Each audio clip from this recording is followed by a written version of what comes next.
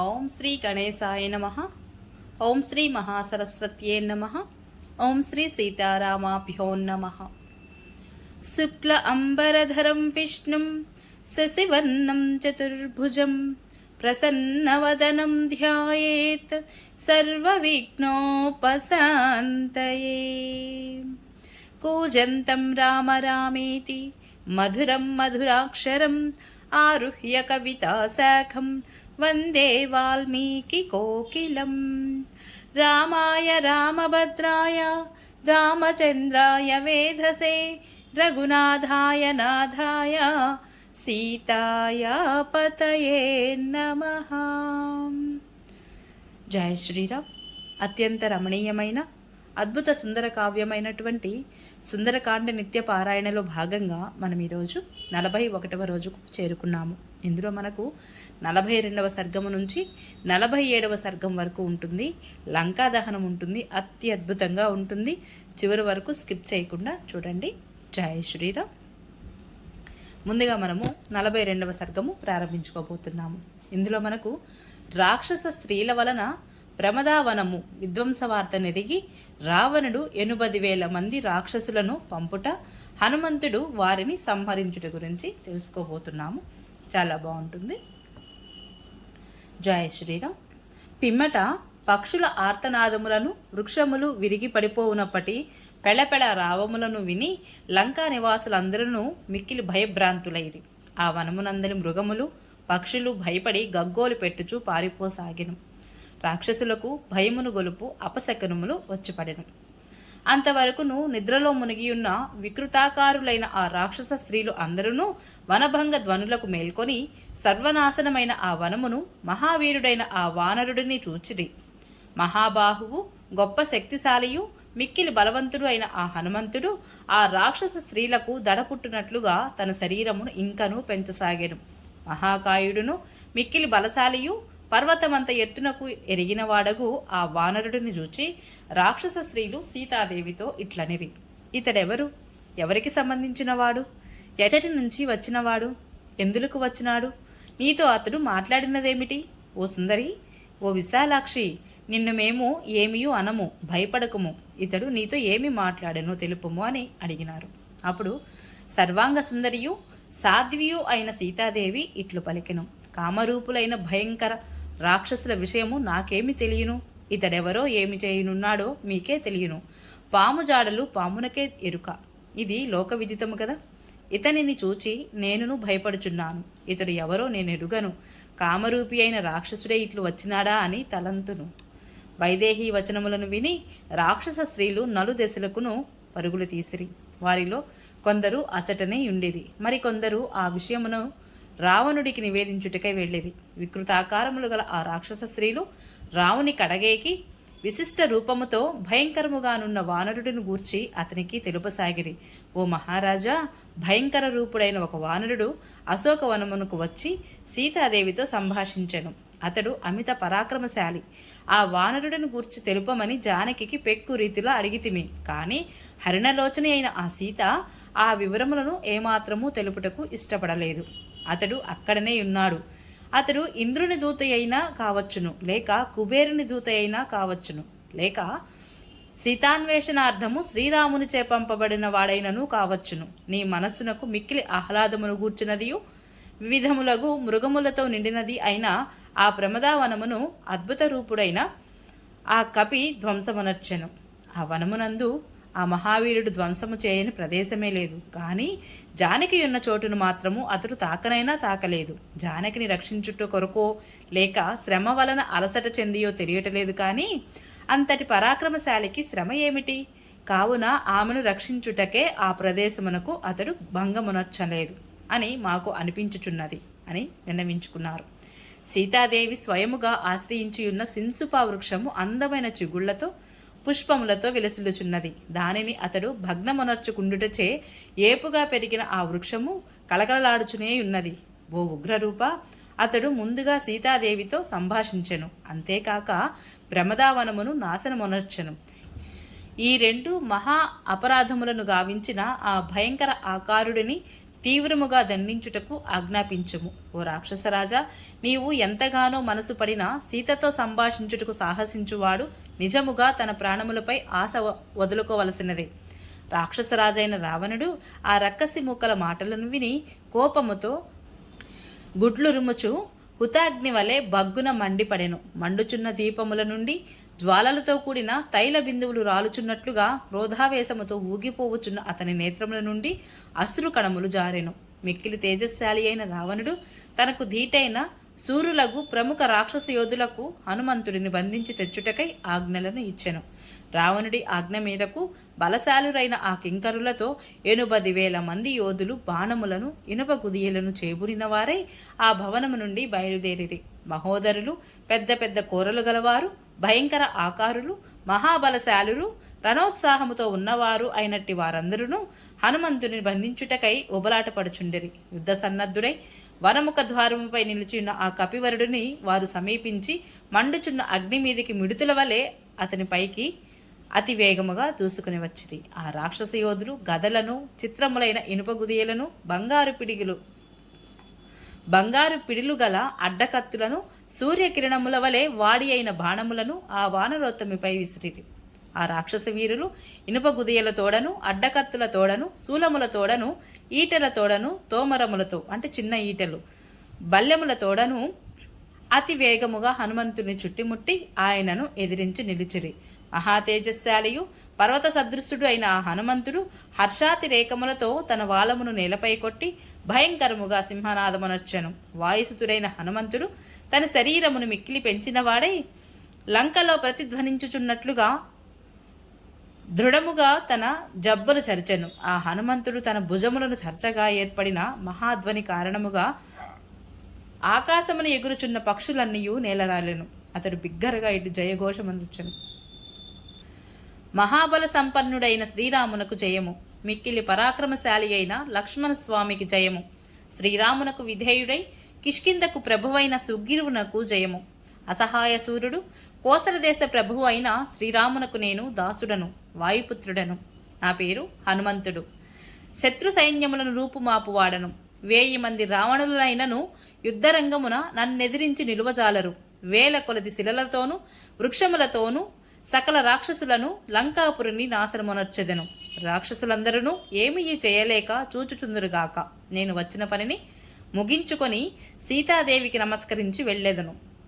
హనుమంతుని భీషణ ధ్వనులకు రాక్షస కింకరులు భయముతో గడగడా వణికిరి.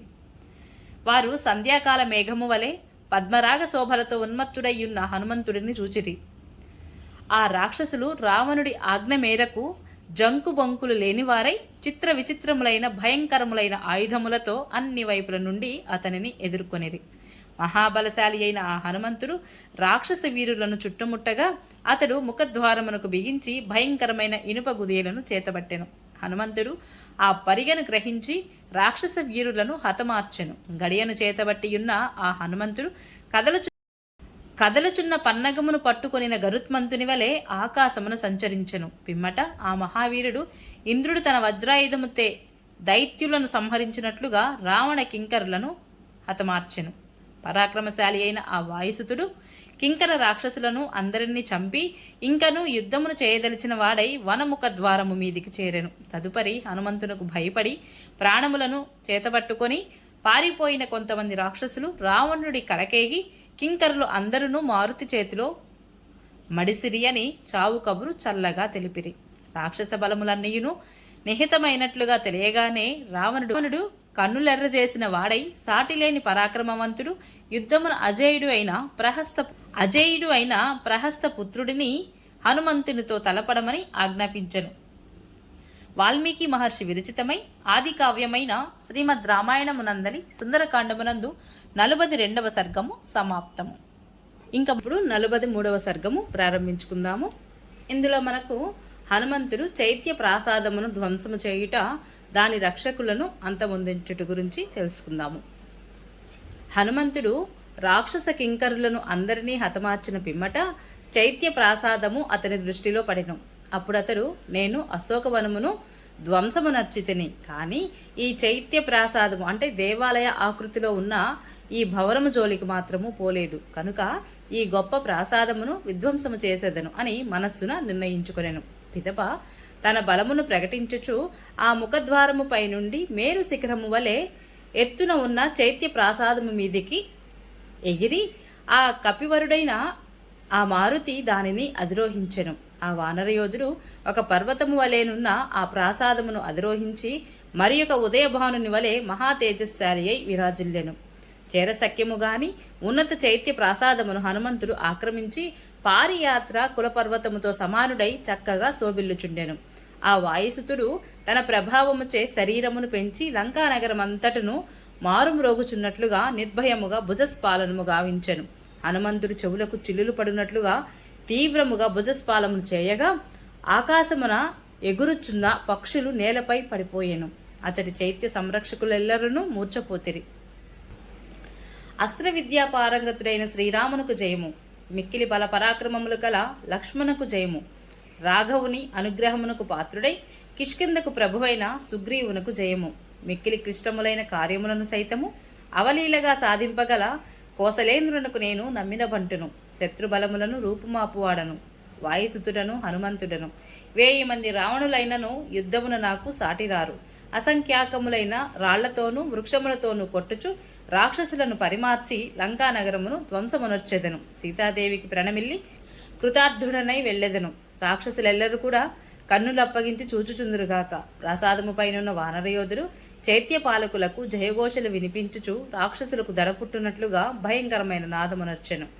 ఆ మహాశబ్దమును విని 100 కొలది చైత్య రక్షకులు వివిధములకు అస్త్రములను, ఈటెలను, ఖడ్గములను, గండగొడ్రలను తీసుకుని హనుమంతుడిని ఎదుర్కొనుటకు యత్నించిరి. పిమ్మట మహాకాయులైన ఆ రాక్షసులు ఆయుధములను ప్రయోగించుచు మారుతిని చుట్టుముట్టిరి. వారు విచిత్రములగు గదలతోనూ సూర్యకిరణము వలె తీక్షణములైన బాణములతోనూ తమ బలము కొలదియు అతనిని కొట్టిరి.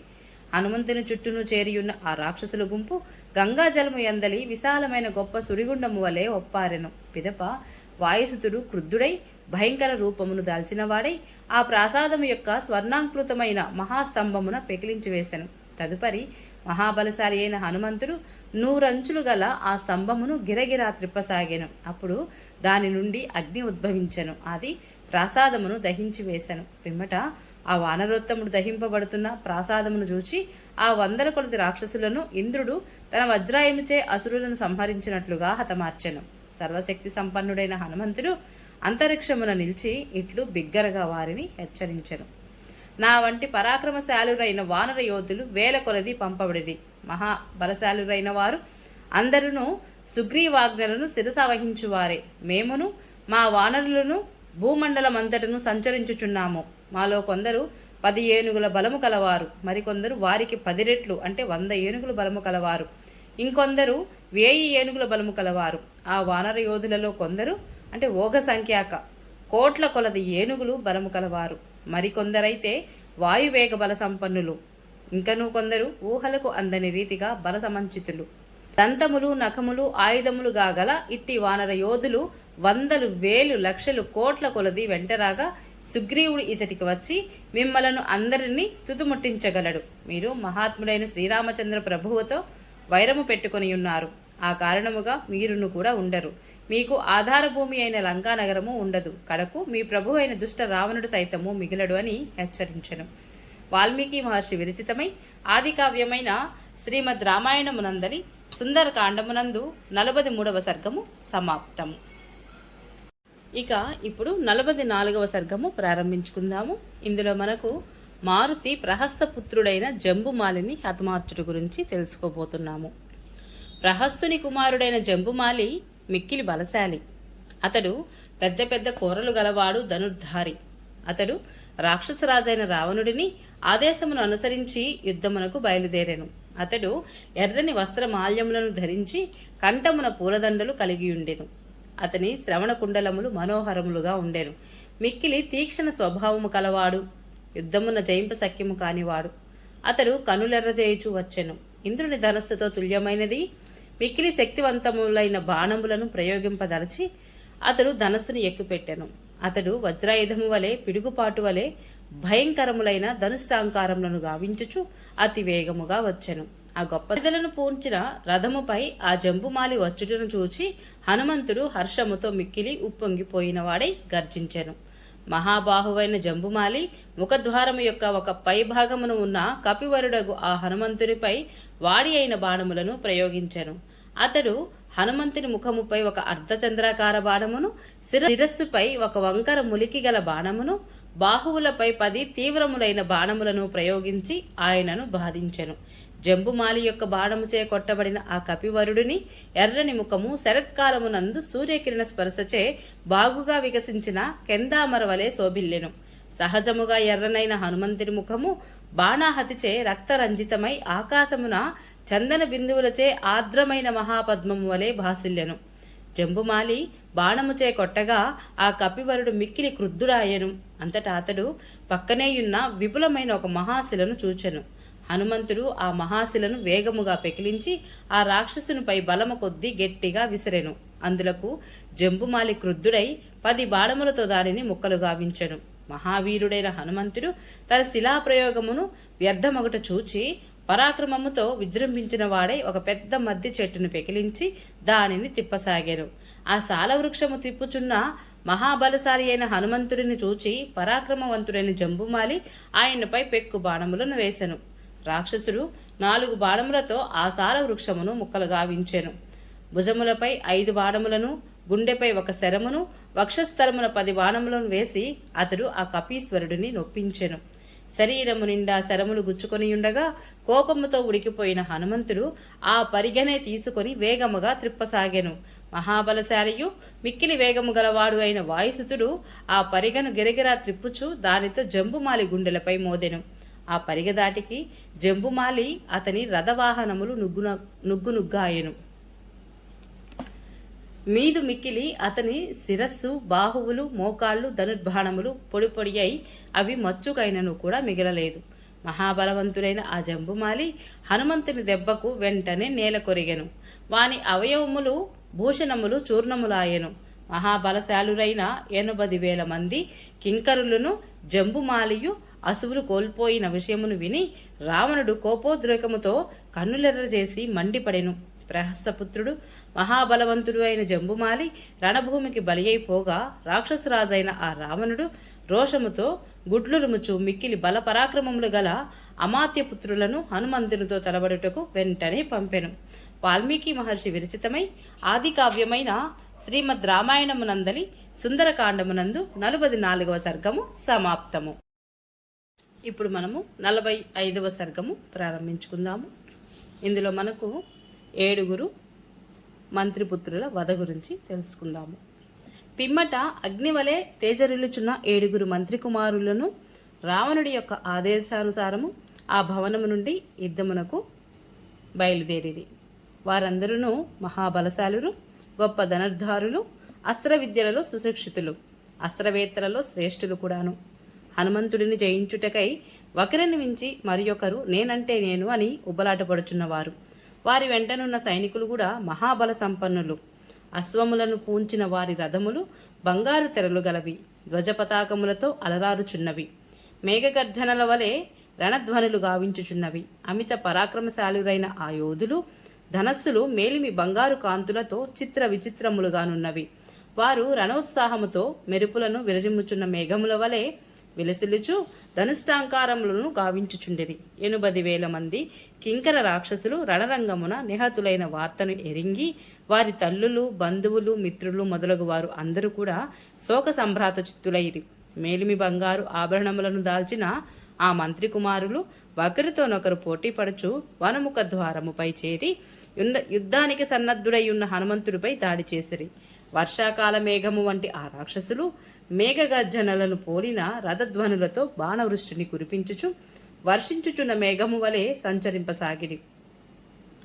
అప్పుడు శరవర్షముచే ఆవరింపబడిన హనుమంతుడు వర్షజలములచే కప్పబడిన పర్వతరాజు వలె వెలిసిల్లెను. అతి శీఘ్రముగా సాగిపోగల ఆ హనుమంతుడు నిర్మలమైన ఆకాశమును సంచరించుచు ఆ రాక్షస వీరుల రథముల ఉద్ధృతిని, బాణ పరంపరను నిర్వీర్యమురర్చెను. ధనుర్ధారులైన ఆ రాక్షసులతో ఆకాశమున రణక్రీడ సల్పుచున్న ఆ వానర వీరుడు అంబరమున ఇంద్రధనస్సు శోభితములైన మేఘములతో విరాజిల్లడి వాయుదేవుని వలె ప్రకాశించెను. సాటిలేని వీరుడైన హనుమంతుడు ఆ మహాసైన్యమునకు వణుకు పుట్టించుచు భయంకరముగా గర్జించెను. పిమ్మట అతడు ఆ రాక్షస యోధులను హతమార్చుటకు విజృంభించెను. శత్రు సంహారకారకుడైన హనుమంతుడు వారిలో కొందరిని అరచేతితో చావగొట్టెను. కాళ్లతో తన్నుచు కొందరిని, ముష్టిఘాతములతో మరికొందరిని మట్టి గరిపించెను. కొందరిని గోళ్లతో చీల్చి చెండాడెను. తన వక్షస్థలముతో కొందరిని, తొడల తాకిడితో మరికొంతమందిని నుగ్గు గావించెను. కొందరు ఆ మారుతి గర్జనలకే నేలకూలిరి. ఇట్లు రాక్షస యోధులందరూ రణభూమికి బలికాగా హతశేషులైన సైనికులు భయకంపితులై అన్ని దిశలకును పారిపోయిరి. ఏనుగులు వికృత ధ్వనులు గావించెను. గుర్రములు నేల కొరిగెను. రథముల పైకప్పులు, ధ్వజములు, ఛత్రములు ముక్కలు ముక్కలై రణభూమి అంతటను చల్లా చెదురుగా పడిపోయెను. సమరభూమి అంతటను శత్రు సైన్యముల రక్తము కాల్వలు గట్టెను. లంక అంతయు వివిధములైన వికార ధ్వనులతో మార్మోగెను. మహాబల సంపన్నుడు, చండ పరాక్రమశాలి అయిన హనుమంతుడు మహాయోధులైన రాక్షసులందరినీ పరిమార్చి ఇంకను ఇతర రాక్షస వీరులతో యుద్ధము చేయకోరి మరలా అదే ముఖద్వారముపై చేరి శత్రువుల రాకకై ఎదురుచూడసాగాను. వాల్మీకి మహర్షి విరచితమై ఆది కావ్యమైన శ్రీమద్ రామాయణమునందలి సుందరకాండమునందు 45వ సర్గము సమాప్తము. ఇప్పుడు మనము 46వ సర్గము ప్రారంభించుకుందాము. ఇందులో మనకు రావణుడి యొక్క 5గురు సేనాపతుల సంహారం గురించి తెలుసుకుందాము. మొక్కవోని పరాక్రమము గల కపీశ్వరుని చేతిలో మంత్రిపుత్రులైన 7గురు యోధులను హతులైన విషయమును ఎరింగిన రావణుడు తన దిగులును పైకి కనపడనీయక మేకపోతు గాంభీర్యముతో బాగుగా ఆలోచించెను. పిమ్మట విరూపాక్షుడు, యుపాక్షుడు, దుర్ధరుడు, ప్రగసుడు, భాసకర్ణుడు అను ప్రముఖ సేనా నాయకులను ఆ దశకంఠుడు హనుమంతునితో యుద్ధమనర్చుటకు ఆజ్ఞాపించెను. వారు మహావీరులు, రణనీతి కోవిదులు, హనుమంతుని బంధించుటకై ఆరాటపడుచున్నవారు మరియు వాయువేగముతో పోరు సల్పగలవారు కూడాను. ఓ సేనానాయకులారా, మీరందరూ రథ గజ తురగ పదాది దళములతో కూడిన మహాసైన్యమును వెంట నిడుకొని వెళ్ళండి. ఆ వానరుడిని పట్టుకొనుడు అని రావణుడు వారిని ఆజ్ఞాపించెను. ఆ వానరుని చేరువలో మిక్కిలి జాగరూకులై ఉండండి. దేశకాలములకు అనుకూలముగా ప్రవర్తింపుడు. యుద్ధ సామర్థ్యమును బట్టి చూడగా అతడొక సామాన్య వానరుడు అని నేను అనుకోను. అతడు మిక్కిలి బల పరాక్రమములు గల ఒక మహాప్రాణి అని తలంతును. అతనిని వానర మాతృనిగా భావించుటకు నా మనస్సు సమ్మతించుటలేదు. ఇప్పటి వరకును జరిగిన సంఘటనలను బట్టి ఆయనను సామాన్య వానరుడిగా నేను తలపోయెను. మనలను రూపుమాపుటకై ఆ ఇంద్రుడే తన తపో బలముచే ఈ మహాప్రాణిని సృష్టించి ఉండవచ్చును. ఆ ఇంద్రుని నాగ, యక్ష, గంధర్వులను, దేవతలను, అసురులను, మహర్షులను మీ సహకారంతో నేను పెక్కు పర్యాయములు జయించి తిని కనుక వారి వలన మనకు ఎప్పుడైనాను ఏదైనా ఒక అపకారము జరుగుట తథ్యము. ఓ సేనాపతులారా, మీరందరూ కూడా చతురంగ బలములతో వెళ్లి ఆ వానరుని బంధింపుడు అని ఆజ్ఞాపించెను. ఇతడు ఆ ఇంద్రుడు పంపిన మహాభూతమే, ఇందు సందేహమునకు తావులేదు. బల ప్రయోగముతోనైనను అతనిని బంధింపండి. ఈ వానరుడు ధీరుడు, పరాక్రమవంతుడు. ఇతన్ని ఏమాత్రము తక్కువగా పరిగణింపరాదు. నేను ఇదివరలో బల పరాక్రమ సంపన్నులైనటువంటి పెక్కుమంది వానరులను చూచియుంటిని. వాలి, సుగ్రీవుడు, మహాబలశాలి అయిన జాంబవంతుడు, సేనాపతి అయిన నీలుడు, ద్వివిధుడు మొదలగు వారిని చూచితిని. వారిలో ఇట్టి భయంకరమైన గమనము, తేజస్సు, పరాక్రమము, బుద్ధిబలము, ఉత్సాహశక్తి, కామరూపధారణ శక్తి నాకు కనబడలేదు. ఇతనిని వానర రూపమునున్న ఒక మహాప్రాణి అని ఎరుంగవలెను. గట్టి పూనిక వహించి ఇతనిని మీరు పట్టుకొనవలేను. ఇంద్రుడు, సురాసురులు, మానవులు ఇంకనూ ముల్లోకముల యందలి వీరులెల్లరూ సంగ్రామ రంగమున మీ ఎదుట ఏమాత్రము నిలువజాలరు. ఎప్పటికైనాను యుద్ధమున జయము కాంక్షించుచు రణనీతిజ్ఞుడు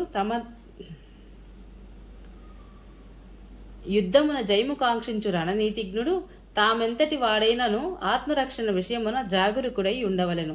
విజయము ఎల్లప్పుడూ ఒక్కరనే వరించునని చెప్పజాలము గదా. మిక్కిలి బలపరాక్రమములు గల ఆ రాక్షస వీరులందరూ తమ ప్రభువు యొక్క ఆజ్ఞను తలదాల్చి అగ్నితుల్య తేజస్సుతో వెలుగొందుచు మహావేగముతో ముందుకు సాగిరి. వారు రథములు, మదగజములు, వేగముగా పారిపోగల అశ్వములు, తీక్షణములైన వివిధములగు అస్త్రములను మొదలగు బలములను సమృద్ధితో ఒప్పుచుంటిరి. అంతటా ఆ వీరులు ఉదయభానుని వలె తన దివ్య తేజ కిరణములచే వెలుగొందుచు వన ముఖద్వారముపైనున్న హనుమంతుని గాంచిరి. గొప్ప ఉత్సాహ శక్తి గలవాడు, మహాసత్వ సంపన్నుడు, అద్భుత బలశాలి, చక్కని ప్రతిభావంతుడు, సాటిలేని వేగము గలవాడు, ఉన్నత విగ్రహము కలవాడు, దీర్ఘబాహువు అయిన ఆ వానరోత్తముడిని దర్శించిన పిమ్మట రాక్షసి వీరులందరూ అన్ని దిక్కుల యందు చుట్టుముట్టి నిలిచిరి. పిదప వారు ఆయా దిక్కుల నుండి భయంకరములైన వివిధ ఆయుధములతో హనుమంతునిపై విజృంభించిరి. పీతవర్ణముతో తీక్షణముగానున్న వాడి అయిన 5 ఇనుప బాణములను దుర్ధరుడగువాడు మారుతి శిరస్సుపై ప్రయోగించెను. ఆ శరములు మారుతికి కలువరేకుల వలె సుఖస్పర్శ చేసెను. అవి ఆయనను ఏమాత్రము బాధించలేదట. ఆ 5 బాణములను వచ్చి తన శిరస్సునకు తాకగా వెంటనే హనుమంతుడు దశ దిశలా ప్రతిధ్వనించినట్లుగా గర్జించుచు ఆకాశమునకు ఎగిరెను. తదుపరి మహాబలశాలియు వీరుడు అగు దుర్ధరుడు తన రథముతో కూడా గగనమునకు ఎగిరెను. విల్లెక్కు పెట్టి వాయుసుతునిపై 100 కొలది శరములను ప్రయోగించెను. శరదృతు ప్రారంభ కాలమున వర్షించుచున్న మేఘము వలె వర్షించు మేఘమును వాయువు వలె ఆ కపివరుడు తనపై దుర్ధరుడు వర్షించుచున్న శరములను ఆకాశమునందే చల్లా చెదురు గావించెను. ఆ దుర్ధరుడు బాణ పరంపరచే తనను పీడించుచుండగా మారుతి అతనితో పోరాటము సలుపుచునే వేగముగా తన శరీరమును పెంచెను. పిమ్మట వానరోత్తముడు క్షణములో మిక్కిలి ఎత్తునకు ఎగిరి ఒక పర్వతముపై పిడుగుపడినట్లుగా దుర్ధరుని యొక్క రథముపై దూకెను. హనుమంతుని ధాటికి ఆ దుర్ధరుని యొక్క రథము ఇరుసు నొగలు భగ్నములైనవి. దానిని పూంచిన 8 గుర్రములు కూడా నుగ్గునుగ్గైనవి. దుర్ధరుడు నేలపై పడి అసువులను కోల్పోయెను. శత్రువులను రూపుమాపగలవారును ఎదిరింపరాని వారును అయిన విరూపాక్ష యుపాక్షులు కూడా ఆ విధముగానే దుర్ధైర్యుడు నేలపాలొకట చూచి రోషావేశ పూరితులై అంతరిక్షమునకు ఎగిరిరి. అతి వేగముగా ఆకాశమునకు ఎగిరిన ఆ రాక్షస యోధులు ఇరువురును కూడా నిర్మలాకాశమున నిలిచియున్న మహాబాహువగు ఆ కపివరుని యొక్క గుండెలపై తమ ముద్గరములతో మోదిరి. గొప్ప బలశాలియు వాయుసుతుడు అయిన హనుమంతుడు మిక్కిలి శక్తిశాలురైన ఆ యోధుల విజృంభణను అరికట్టెను. పిమ్మట గరుత్మంతుడు క్షణములో ఒక సర్పమును తన్నుకొని పోయినట్లుగా ఆ వానరోత్తముడు ఒక సాల వృక్షమును అతి వేగముగా పెకిలించుకొని పోయి దానితో ఆ ఇరువురు రాక్షస వీరులను హతమార్చను. మిక్కిలి బల సంపన్నుడైన హనుమంతుని చేతిలో ఆ 3 యోధులు నిహతులైనట్లు ఎరింగి మిక్కిలి శక్తివంతుడైన ప్రగసుడు గట్టిగా విజృంభించి హనుమంతుడిపై దాడి చేశాను. అదే సమయంలో పరాక్రమవంతుడైన బాసకర్ణుడు కూడాను ఎంతయో క్రుద్ధుడై వాసికెక్కిన మహావీరుడగు మారుతి మీదికి మరి ఒక పక్క నుండి విజృంభించను. ప్రగసుడు మిక్కిలి పదునుగాగొన్న పట్టిసమును బాసకర్ణుడు మొనదేలియున్న శూలమును హనుమంతునిపై విసిరివేసిరి. ఆ ఇరువురు రాక్షసుల యోధుల ఆయుధముల దెబ్బలకు గాయపడిన హనుమంతుని శరీరమంతను రక్తసిక్తమాయను. అంతటా బాలసూర్య సమప్రభలతో బాసిల్లు ఆ వానరోత్తముడు మిక్కిలి క్రుద్ధుడాయను. కపిశ్రేష్ఠుడు వీరుడు అయిన హనుమంతుడు మృగములతో సర్పములతో వృక్షములతో కూడిన గిరి శిఖరమును పెకిలించి దానితో ప్రగస బాసకర్ణులు అను ఆ ఇరువురు రాక్షస యోధులను చంపెను. గిరి శిఖరము కిందబడి నలిగిపోయిన వారి శరీరములు నువ్వు గింజలంతగా ముక్కలాయెను. హనుమంతుడు ఆ 5 సేనాపతులను హతమార్చిన పిమ్మట మిగిలిన సైన్యమును పూర్తిగా రూపుమాపివేశను. ఆ కపివరుడు అశ్వములను ఏనుగులతో, ఏనుగులను రథములతో, రథములను యోధులతో, యోధులను ఢీ కొట్టించి దేవేంద్రుడు అసురులను వలె సంహరించెను. చచ్చిపడి ఉన్న ఏనుగులు, గుర్రములు, కళేబరముల తోడను ముక్కలై చల్లాచెదురుగా పడియున్న మహారథములు ఇరుసుల తోడను హతులైన రాక్షస శవముల తోడను ఆ రణభూమి అంతయు నిండిపోయెను. దారులన్నీయు మూతబడెను. మహావీరుడైన ఆ హనుమంతుడు గొప్ప బలశాలురైన సేనాపతులను వారి వారి రథ అశ్వ గజ వాహనములతోనూ పదాతి దళములను సంగ్రామ రంగమున పరిమార్చిన పిమ్మట వనముఖ ద్వారము వీధికి చేరి ప్రళయకాలమున కబలించుటకు మృత్యుదేవత వలె అతడు మహాశత్రు బలముల కొరకు ఎదురు చూచుచుండెను. వాల్మీకి మహర్షి విరచితమై ఆది కావ్యమైన శ్రీమద్ రామాయణమునందరి సుందరకాండమునందు 46వ సర్గము సమాప్తము. జయ శ్రీరామ్. 47వ సర్గము ప్రారంభించుకుందాము. ఇందులో మనకు అక్షకుమారుడు పరాక్రమించుట, వారిని మారుతి వధించుట గురించి తెలుసుకుందాము. దుర్ధరుడు మొదలగు 5 సేనాపతులను, వారి అనుచరులను, వాహనములను హనుమంతుని చేతిలో రూపుమాసినట్లుగా రావణుడు తెలుసుకొనెను. అప్పుడు రణకండూతితో గర్వమున విర్రవీగుచు సమరోత్సాహముతో ఎదురుగానున్న అక్షకుమారుని అతడు వీక్షించెను. రావణ దృష్టి తనపై పడగానే ఉత్సాహము ఇనుమడింపగా ప్రతాపశాలి అయిన చిత్రమైన బంగారు ధనస్సును చేతధరించిన వాడును అయిన ఆ అక్షకుమారుడు సభలోని వారిచే ప్రోత్సహించబడిన వాడై బ్రాహ్మణోత్తములచే అర్చించబడిన వాడై హవ్యస్సుతో ప్రజ్వరిల్లుచున్న అగ్నివలే తటాలున లేచి నిలబడెను. అనంతరము మహావీరుడును రాక్షస శ్రేష్ఠుడు అయిన ఆ అక్షకుమారుడు ఉదయభానుని కాంతులతో వెలుగొందుచున్నది మేలిమి బంగారు అల్లికలతో విలసిల్లుచున్నది అగు రథమును అధిరోహించి వానరోత్తముడైన ఆ హనుమంతునితో యుద్ధము నర్చుటకై బయలుదేరెను. అక్షకుమారునికి ఆ రథము గొప్ప ఫలితముగా లభించినది. పుటము పెట్టిన బంగారు తెరలతో శోభిల్లుచున్నది. రత్నములు పొదిగిన ధ్వజములతోనూ మనోహరమైన పతాకములతోనూ దర్శనీయమయ్యున్నది. మనోవేగముతో పరిగెత్తగల 8 ఉత్తమ అశ్వములతో పూంచబడి ఉన్నది. ఇంకను ఆ రథము సురాసురులకును ఎదిరింప సఖ్యముగానిది.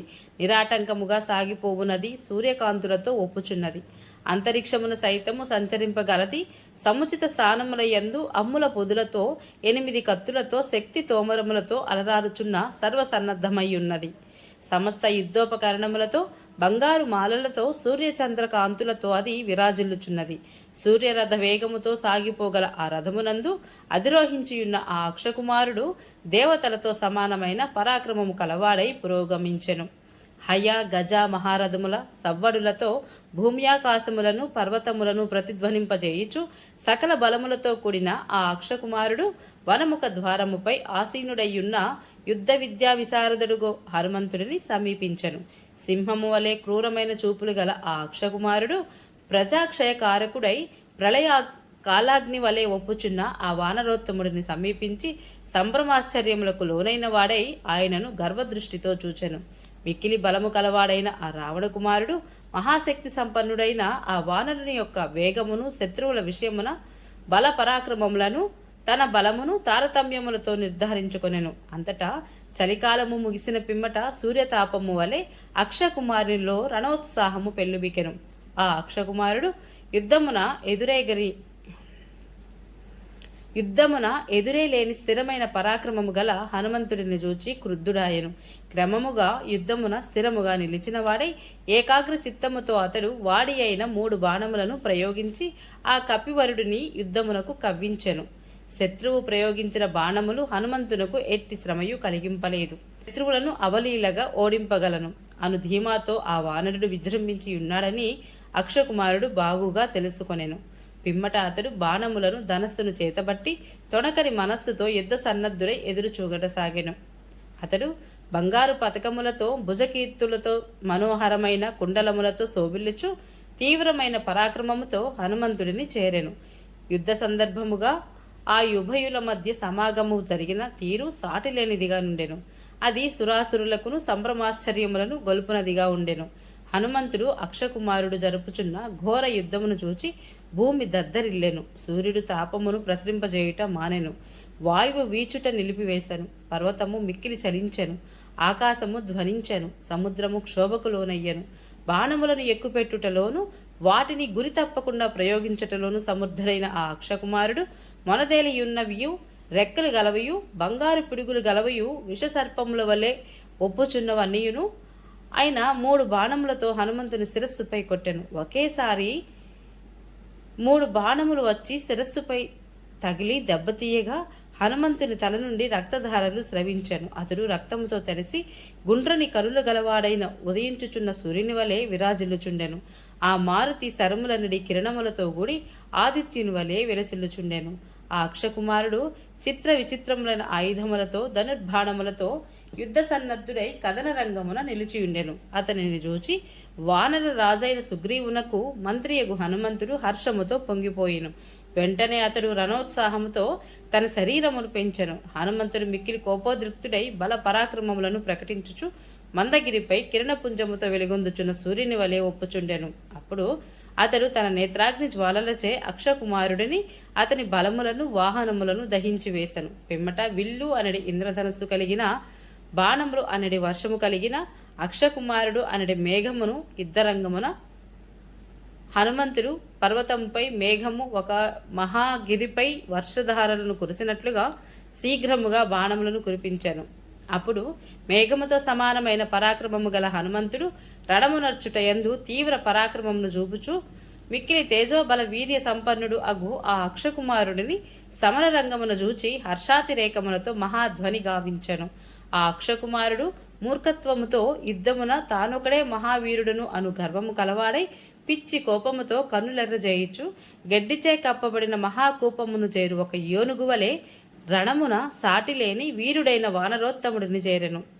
వేల కొలది రాక్షసులను ఒంటరిగా హతమార్చిన హనుమంతుని యొక్క పరాక్రమమును గుర్తెరుగక ఆయనను ఎదుర్కొన చూచుటయే పెద్ద మూర్ఖత్వము కదా. ఆ అక్షకుమారుని బాణములు వేగముగా వచ్చి తన మీద పడుటచే మారుతి విజృంభించి మేఘము వలె గర్జించెను. పిమ్మట భుజములను తొడలను చరచుచు అతడు భయంకర ఆకారములతో ఆకాశమును మిక్కిలి ఎత్తుకేగెను.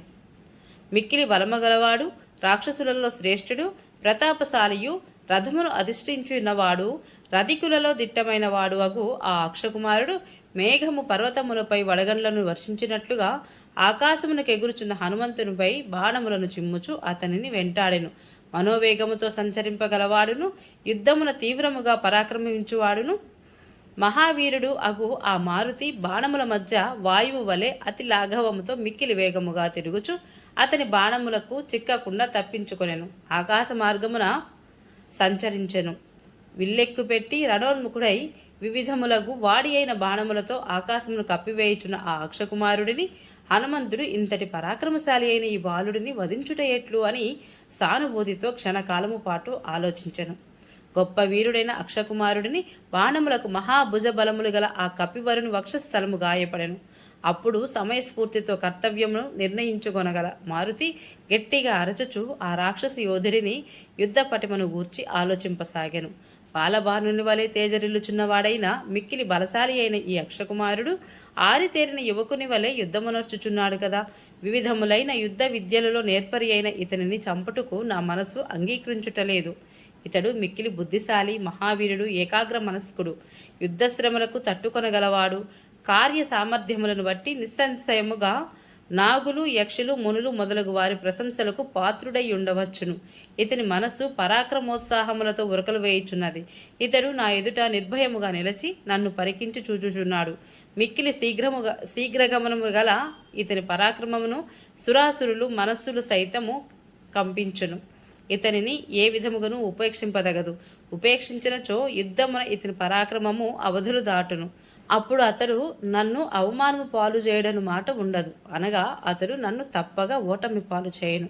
కావున ఇప్పుడు అతనిని చంపుటయ్యే యుక్తమని నాకు తోచుచున్నది. ఎగసిపడుచున్న మంటలను ఆర్పివేయక ఉపేక్షించుట ఉచితము కాదు గదా. ఈ విధముగా శత్రుబలములను గూర్చి బాగుగా తర్కించిన పిదప ఆ కపివరుడు అక్షకుమారుడిని వధించుటకే నిర్ణయించుకునేను. అనంతరము మహాబల పరాక్రమశాలి అయిన హనుమంతుడు తాను అనుసరింపవలసిన యుద్ధ కార్యక్రమమును ఆలోచించి వేగముగా ముందునకు సాగెను. మహావీరుడు వాయుసుతుడు అయిన వానరోత్తముడు మిక్కిలి వేగము గలది, ఏమాత్రము ఏమరపాటు లేనివియును, శత్రువులకు చిక్కకుండా ఇటునటు విధములుగా మార్గముల యందును సంచరింపగల రథభారమును వహింపగలది అయిన ఆ అక్షకుమారుడిని 8 గుర్రములను తన అరచేతి దెబ్బలతో ఆకాశమునందే చంపివేశను.